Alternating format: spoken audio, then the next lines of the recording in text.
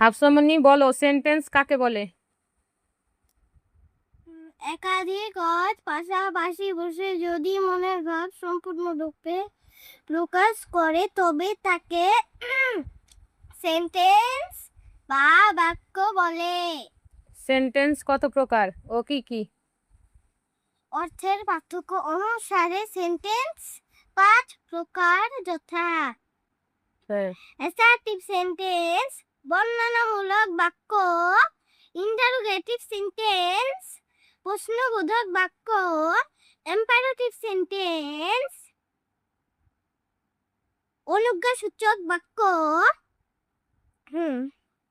Optative sentence ইচ্ছাবোধক বাক্য, exclamatory sentence আবেগসূচক বাক্য। এবার অ্যাসার্টিভ সেন্টেন্স কাকে বলে বলো? যে সকল সেন্টেন্স বা বাক্য দ্বারা সাধারণ বিবৃতি বা বর্ণনামূলক কিছু বোঝায় তাকে অ্যাসার্টিভ সেন্টেন্স বা বাক্য বলে। তারপরে বলো, উদাহরণ বলো। হাফসা স্কুলে যায়, আব্দুল্লাহ বই পড়ে, সে পত্র লেখে। এই তো মাশাআল্লাহ। এবার ইন্টারোগেটিভ সেন্টেন্স বলো কাকে বলে? যে সকল সেন্টেন্স বা বাক্য দ্বারা কোনো প্রশ্ন জিজ্ঞাসা করা বোঝায় তাকে ইন্টারোগেটিভ সেন্টেন্স বলে।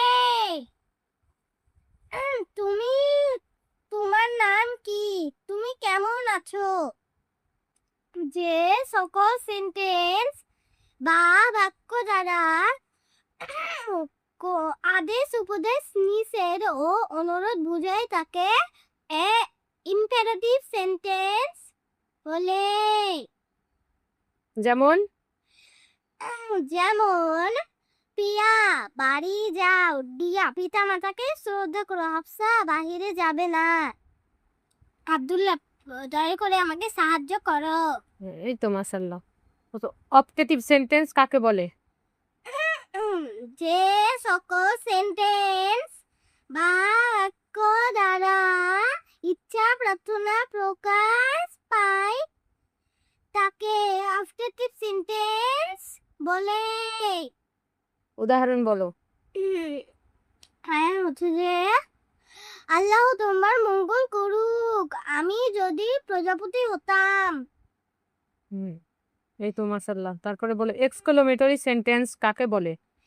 যে সকল সেন্টেন্স বা বাক্য দ্বারা মনের দুঃখ, ভিন্নময় ঘৃণা, বিস্ময় ঘৃণা, আনন্দ